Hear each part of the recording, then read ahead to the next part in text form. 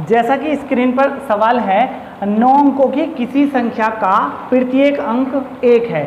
ठीक है, इस संख्या को इसी संख्या से गुणा करने पर जो परिणामी संख्या बनेगी उसके अंकों का योगफल बताइए। सबसे पहली कंडीशन, इस सवाल को ना करके एक छोटा सा सवाल करके दिखाते हैं। देखो, अगर 1 को 2 बार लिखा जाए और 11 में 11 की मल्टीप्लाई की जाए तो आपको करना क्या है, जब भी वर्ग करा जाए देन 1 2, 1 2 अंक हैं तो 2 तक लिखना है, 1 2 और लास्ट डिजिट रिपीट हो जाएगी, फिर से बैक जाना है। अगर ये 3 हो जाते हैं देन 1 2 3, तो इसको भी रिपीट करने का मतलब 1 2 3 और बैक जाना है, फिर 3 के बाद देन 2 1। अगर ये 4 हो जाए तो मतलब बैक जाना है 1 2 3 4 और 3 2 1, मतलब आपको रिपीट करना होगा। क्लियर।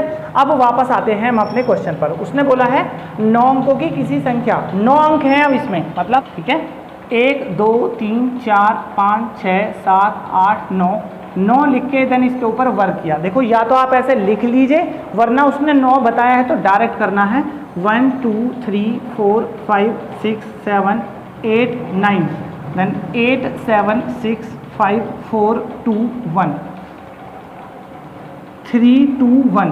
ये है 1 से लेके 9 तक और फिर बैक जाना है, मतलब यहाँ पर 1 से लेके 8 तक डबल हो गया और इसका योग बताना लाइक बहुत सिंपल है। देन 1 प्लस 2 प्लस और डॉट डॉट डॉट 8 तक डबल हो गया, डबल करिए और प्लस में लास्ट 9 लिखिए।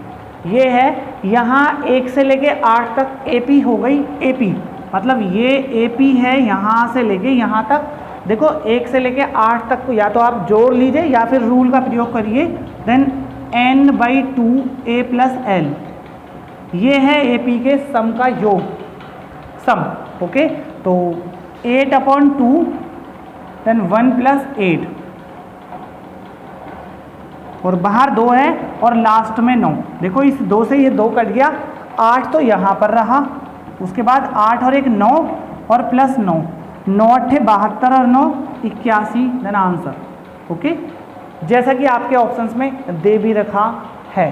ठीक है, चलते हैं हम अपने नेक्स्ट क्वेश्चन पर। जैसा कि स्क्रीन पर सवाल दे रखा है PQRS, P Q R और S। PQRS एक अंक वाली भिन्न धनात्मक संख्या है, मतलब PQRS ये सारी की सारी वैल्यू 1 से लेके 9 तक की संख्याओं का ही प्रयोग करना है, इससे बड़ी नहीं करनी, सिंगल डिजिट होनी चाहिए। उसके बाद उसने बोला है देन P प्लस Q और उसके बाद R प्लस S, इसका अधिकतम मान बताना है। ठीक है, तो चलते हैं हम ऑप्शंस नंबर 1 पर। उसने ऑप्शंस में दे रखा है 2 3 0। देखो, करना क्या है, ये 2 फैक्टर हैं, एक फैक्टर ये रहा और एक फैक्टर ये रहा, तो आपको 230 के 2 फैक्टर कर देने हैं। 230 के फैक्टर 23 मल्टीप्लाई 10। देखो, एक तो फैक्टर ये है और बाकी के जितने भी फैक्टर बनेंगे, 23 एक अभाज्य संख्या है, सब इससे बड़े ही बनेंगे। तो अगर हम इन दोनों को आपस में कंपेयर करें तो ये वैल्यू P प्लस Q की बन गई, ये वाली।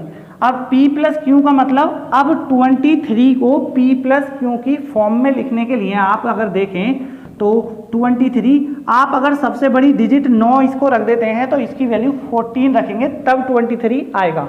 ओके, लेकिन हमारा ऊपर ही बताया है कि 1 से लेकर 9 तक की संख्याओं का ही प्रयोग कर सकते हैं बस, तो इसलिए ये ऑप्शन रॉन्ग, क्योंकि इसमें 2 डिजिट आ गई। चलते हैं हम सेकंड ऑप्शंस पर। अगर हम ऑप्शंस बी की बात करें, देखो या तो 223 सबसे बड़ा है या फिर 225। अगर ऑप्शंस में ABCD करके देता है तो आपको सबसे पहले सबसे बड़ी ही डिजिट यूज करनी है। इसके फैक्टर होते हैं 15 × 15। ओके, इन दोनों की फॉर्म यही होगी। हम इस 15 को लिख सकते हैं देन 8 7 15 और 9 और 6 15। देखो, इसमें भी सिंगल डिजिट है, इसमें भी सिंगल डिजिट, इसमें भी सिंगल डिजिट और इसमें भी सिंगल डिजिट, मतलब हमारी फॉर्म आ गई और मतलब सबसे बड़ी संख्या 225 हो गई देन आंसर। ओके, क्योंकि हमारा जो यूज करना है वो बस सिंगल डिजिट का ही करना है देन और कुछ नहीं करना, आंसर। ओके, इसी प्रकार की वीडियो के लिए हमारे चैनल को फॉलो करें। ये IAS 2023 में आए हुए CSAT के क्वेश्चन हैं जो हम सॉल्व कर रहे हैं। ठीक है, अगर आपने चैनल सब्सक्राइब नहीं किया है तो सबसे पहले चैनल को सब्सक्राइब कर लें और बेल आइकन को दबा लें। Thank you.